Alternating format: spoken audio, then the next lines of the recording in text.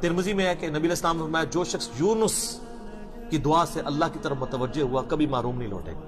لا الہ الا انت سبحانک انی کنت من الظالمین. سر کیا بات ہے، کیا بات ہے. یہ سید الاستغفار ہے.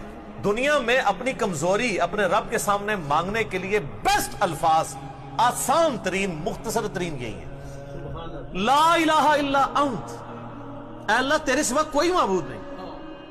سبحانک، تو پاک ہے، تو غلطی نہیں کرے گا. انی کنت من الظالمین، میں تو غلطی کروں گا، میں تو انسان ہوں نا، تو بس معاف کر دے.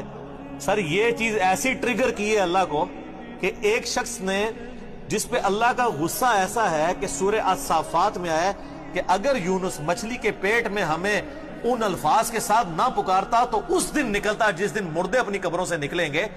اتنے غصے والے معاملے میں بھی وہ غصہ ایسا ٹھنڈا ہوا